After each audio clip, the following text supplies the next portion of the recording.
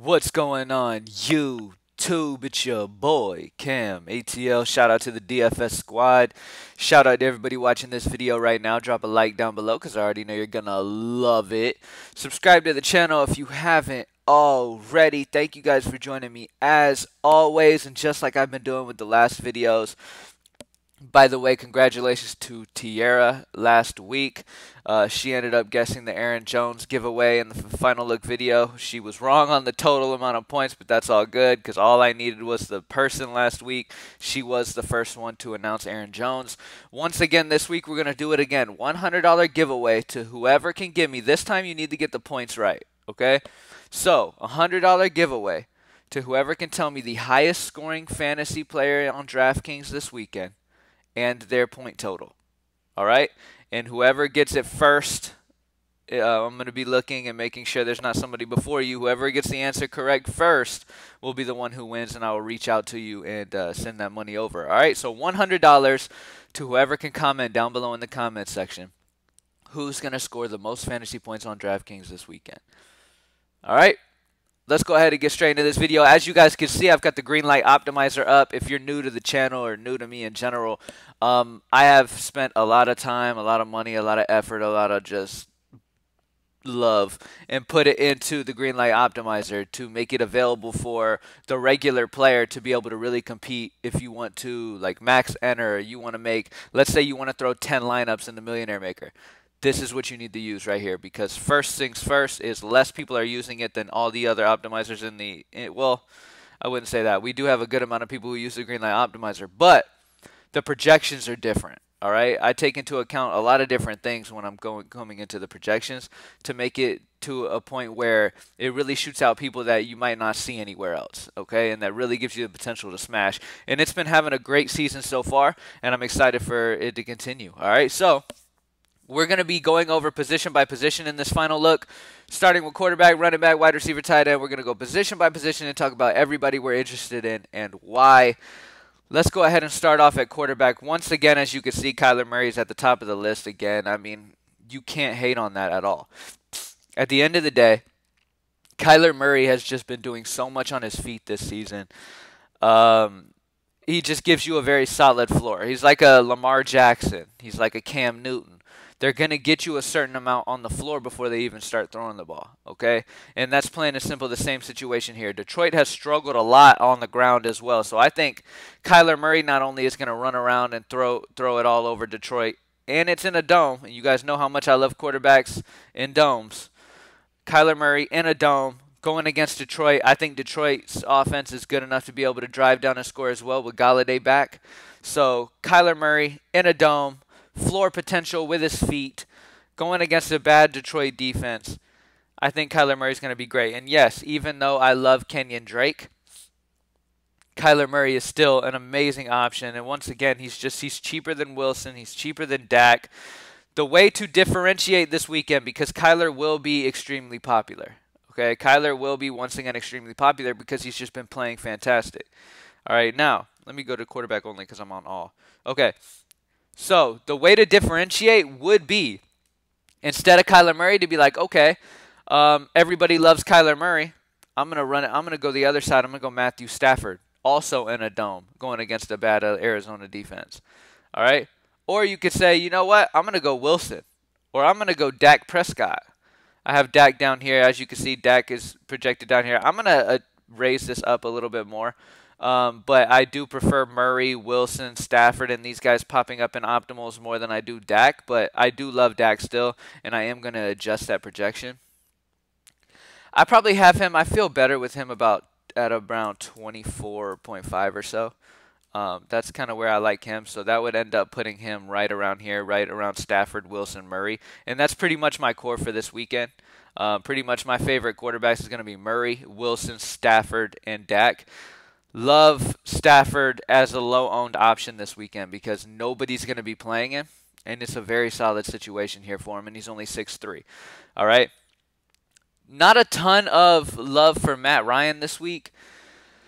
solely on the fact that this Chicago defense is better than they've shown so far this year. I mean, they're a solid defense. We all know that. And at the end of the day, Matt Ryan has a ton of weapons, but you just don't need to go this route at 6'6". All right, you just don't need to do it. I hate Carson Wentz. I was at the barber the other day, and my barber is a Dallas Cowboys fan, and obviously he loves talking shit about the Eagles.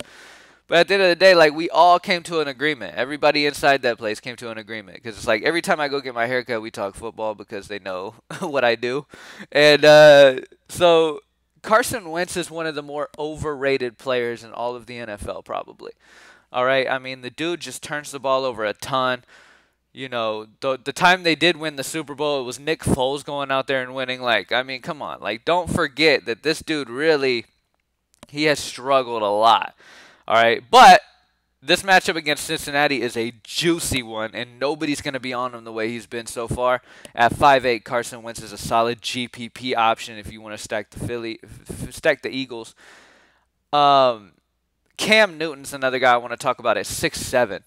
Cam has been a monster this year so far on his feet. He's really out for revenge this year after what Carolina did to him, kind of just, you know, shunning him, and he dealt with the little shoulder issue and all that, so... But Cam here, with Belichick being the quarterback, I mean, Belichick can make anybody just fantastic. I could go be quarterback for the Patriots and have success with Belichick as my coach. It just is what it is. So he's a solid option. He's another guy that you can go for GPP. He's another guy who will get you solid points on his feet. He could get in the end zone 2 times rushing and throw 2. Like, he could end up having a solid game here against the Raiders. All right. But the main core for quarterback, and this is kind of where I'm sticking, is Kyler Murray is my number 1. He is going to be the higher owned of the bunch, so if you want to be different off of Kyler Murray, it would be going Stafford, Wilson, or Dak. Stafford, Wilson, and Dak, I'm expecting all 3 of those guys to be less than Murray ownership-wise, and would definitely give you some leverage. If I had to lean a certain way, I'd lean Wilson. As my guy, I would go, if you're not going Murray, I'd go Wilson, and I'd run him back with Lockett, and then I'd, you know... I definitely want a piece of that game. That's been the tough part this week, is figuring out exactly what pieces I want.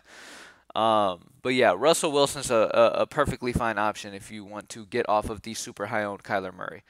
All right, let's talk running backs real quick. Now, first things first, Ezekiel Elliott's at the top of the list, not because solely on the fact that he gets it on his feet, and he also is a big staple in the passing game as well. Now, am I going to have a ton of Zeke? Probably not a ton of him, solely on the fact that there's just a ton of nice mid-range options. Look at Miles Sanders here at 6'4", Kenyon Drake at 6K. These are 2 of some of my favorite running backs of this entire slate. You know what? Look at this bunch right here in general. Love this bunch right here. 6K, 6'4", 7K. These guys right here are my favorite running back core. Drake, Sanders, Jonathan Taylor. These guys are in fantastic situations. Miles Sanders is the bell cow for Philly. Amazing matchup against Cincinnati.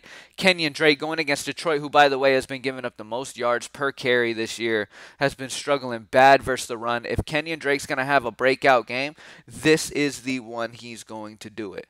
So I can completely understand. I've definitely had versions where I'm getting off of Kenyon Drake and Hopkins and getting off of Kyler Murray and Hopkins, which is a high-owned pairing this weekend, and going Drake instead and hoping Drake goes crazy in that version. I honestly would not be surprised. Kenyon Drake for the breakout game this weekend. I'm going to call it, he's going to have a huge game this weekend. I really do think he's having his breakout game this weekend. So if you want to get off of Kyler Murray because he's super high-owned, then cool. I still love Kyler just because he's got a solid floor regardless. He's going to get you 25. So he's a solid option. Miles Sanders, Jonathan Taylor, don't need to explain this much. Marlon Mack out, obviously. I mean, he looked great last week. Jonathan Taylor, solid matchup against the Jets. I really like him a lot. Josh Jacobs. Now, the problem here is that New England does a fantastic job at taking the number 1 from the other team. They always have. So I feel like they might do a solid job against Jacobs. He's going to be low owned, though. Dalvin Cook against Tennessee is a solid option. Tennessee's been giving it up pretty good on the ground. I think Dalvin Cook should have a solid game here. Derrick Henry, go back to the well after he let everybody down last week in GPP. Derrick Henry is a solid option. Let's look at value options at running back, okay? Now, one of my favorite value options is Jerick McKinnon, all right? As we know, Mostert and Coleman are going to miss, so Jerick McKinnon at 4.9 is very, very solid value. Wanted to make sure that I mentioned him in this video. Another guy who could vulture a touchdown from him, though, is Jeff Wilson, but my favorite is McKinnon. Melvin Gordon, you've got Phillip Lindsay out, you've got Sutton out. I mean, they're missing a lot. Melvin Gordon has shown that he can catch passes in the pass game, as well as he's going to get 20 carries. The matchup against Tampa Bay is not ideal, but Melvin Gordon at 5.8 is playable. If you want to go Mike Davis, you can. The reason he's projected high is because his just overall usage should be pretty solid here. But the matchup against the Chargers is tough, okay? Plain and simple, this matchup against the Chargers is a tough matchup. That defense has been solid. And at the end of the day, I also expect Carolina to be behind a lot. And Mike Davis isn't much of a pass-catching back. So I'm going to alter that projection. I feel more comfortable around like 12.3 or so. Bringing that down underneath guys like, I want him underneath Jerick McKinnon and stuff like that. All right, because McKinnon is my favorite value running back of the week. All right, and when it comes to spending up for running back, my favorite options are going to be Kenyon Drake, Miles Sanders, Jonathan Taylor. If you have the money, sure, you can go Zeke for sure. That's always cool. And then in GPP, Derrick Henry. Wide receivers. Now, first thing I want to talk about is because I know you all see how high I have Chris Hogan. I think Chris Hogan's a fantastic option here. First and foremost, the Jets should be down in this one, okay? Secondly, the Jets are just beat up badly with pass-catching guys. Like, they're just missing a lot right now, okay? Matchup is the Colts have been okay defensively this year, but at the end of the day, it's just sole opportunity. At 3.7, Chris Hogan's going to get a ton of targets in this offense. He was getting a solid amount of targets last week, and he's just a solid option, all right? Plain and simple. He's a guy that you definitely want exposure to. I have him as questionable right now on the optimizer. Let me verify updated news real quick while I'm on him. He was limited Thursday, so pay attention and make sure he plays. I expect him to play, seeing that Crowder is out and all these guys are out, and Brashard Perryman is looking bad for week 3. So not only do you have Crowder out, not only do you have Le'Veon Bell out, not only you're going to have Brashard Perryman out. Like, he's going to be literally maybe the only pass-catching guy on this offense. There is another guy that I want to talk about for the Jets that nobody will use is Braxton Berrios at 3.6. Braxton Berrios. We have some solid value at receiver this week, honestly. All right, you've got Chris Hogan at 3.7. Braxton Berrios at 3.6. Both of these guys are going to benefit a lot from these guys being out for the Jets. Not only them, but Herndon. And I'll get to Herndon in a little bit. KJ Hamler with Sutton out. KJ Hamler got 7 targets last week, low-key. Now he's going against Tampa Bay. Tampa Bay should get up. KJ Hamler should get some decent targets here. So, bare min 3,000. You're talking guys who can help you win the millie. This is it. If KJ Hamler has a big game and you have him at 3K, you're having a big day. You're having a big weekend in general. All right. Adam Humphries, another great option. Missing a lot of guys. He's been getting targeted heavily. Love him. Michael Pittman Jr. at 4K. All right. You've got guys missing from that Colts receiver core. All right. It's a great situation for Pittman to step up here. All right. Really like him a lot. Marvin Jones. If you end up going Kyler Murray, DeAndre Hopkins, Kenyon Drake, and you're getting a lot of Arizona, you got to run it back with like Galladay or Marvin Jones Jr. Let me check on Galladay real quick and see the updated news on Kenny Galladay. I believe he should be playing this week, but let me verify that. Yeah, he's looking like he's going to make his debut. Now, he could still be limited a bit, but Galladay and Marvin Jones, you could definitely run it back with one of those guys. All right, and then when it comes to top spends, I've been talking value this whole time. DeAndre Hopkins is by far and away my favorite. As you can see, he's up at over 25, and everybody else is down here. DeAndre Hopkins is my favorite receiver. My favorite duo this week is going to be Kyler Murray, DeAndre Hopkins, but that's going to be an extremely popular way to go. Okay? Murray to Hopkins is going to be a popular way to go. If you want to be different, Russell Wilson to his boy Tyler Lockett. There you go. Or Dak Prescott to Amari Cooper, or CeeDee Lamb, or Matthew Stafford to Marvin Jones or Galladay. That is how you get different on this slate. Those are the best ways to do it. All right? Also, pay attention to the Julio Jones situation, because if Julio Jones misses, that's a huge target guy that you will definitely want to take advantage of and get some of these Atlanta receivers. Stephen Ridley has been a beast. He hasn't been practicing much. Julio has not been practicing this week. Ridley would be a monster. Russell Gage would be great. I mean, those guys are also solid options that you want to keep an eye on. At tight end. Oh, so let me just verify wide receiver. DeAndre Hopkins is my number one. Marvin Jones, Adam Thielen, Tyler Lockett, Terry McLaurin I really love. Allen Robinson the second I really love. They're looking to really heavily target DJ Moore for Carolina. I do expect Carolina to be behind a lot, so I like him. But for only 100 more, I do prefer Allen Robinson. Calvin Ridley, Russell Gage, Amari Cooper. All these guys are fantastic options. DK Metcalf, love them all. All right, we do have fantastic options at wide receiver as value as well. It comes down to getting the correct value position. Is it spending down for McKinnon at running back, or is it saving for one of these cheap receivers, or maybe both? It's going to be up to you and looking on how you want to do that. Now, my favorite tight end in general point per dollar is Herndon. All right, it's going to be Chris Herndon as my favorite value at tight end, solely on the fact that, look, they're missing Berrios, they're missing not missing Berrios, they're missing Crowder, missing Perryman. They're just banged up bad in the pass game. Colts should get up here. It's in a dome.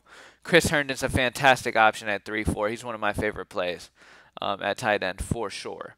Outside of that, another guy that I really love is going to be Logan Thomas at 3-7. Another situation where Washington could be behind a bit, and they're going to need to target Logan Thomas solid here. So I definitely like Logan Thomas.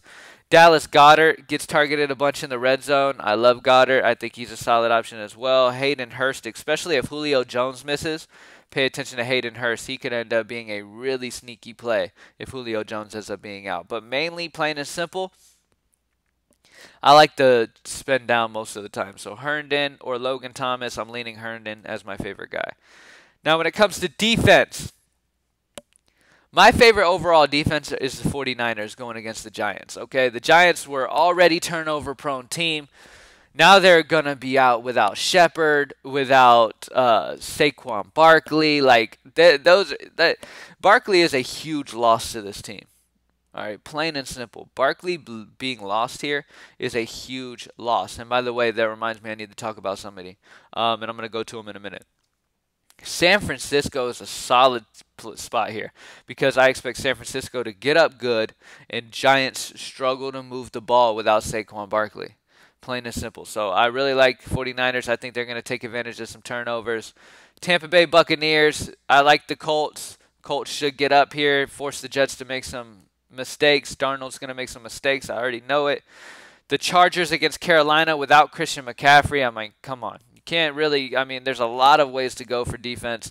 I would go Chargers missing their favorite player. I would go, Chargers going against Carolina missing their best player. Or I would go Giants going against I would go 49ers going against the Giants missing their favorite player. Now, a guy I want to talk about is Golden Tate. He's going to be back. You've got Shepard out. You've got Saquon Barkley out. Expect Golden Tate to be heavily utilized. He's already a possession receiver, a guy who gets targeted fairly well. I expect him to get some solid targets here with Golden Tate back. All right, I wanted to mention him real quick before I got out of here. Golden Tate is a fantastic option at 4-5 with Shepard and Barkley out. I would not be surprised to see him have a fantastic game. All right. And that's it, y'all. Thank you guys for joining me as always. GreenlightDFS.com to join the squad for the weekend package. Make sure you get it before Saturday's college football. We've been smashing college football so far this year. Let's go ahead and get it. And let's go ahead and get our W for this week 3. I'm excited to get to it, man. Thank you guys for joining me as always. Drop that like down below. Comment your highest scoring player and their point total down below for $100. GreenlightDFS.com. Appreciate it. I'm out.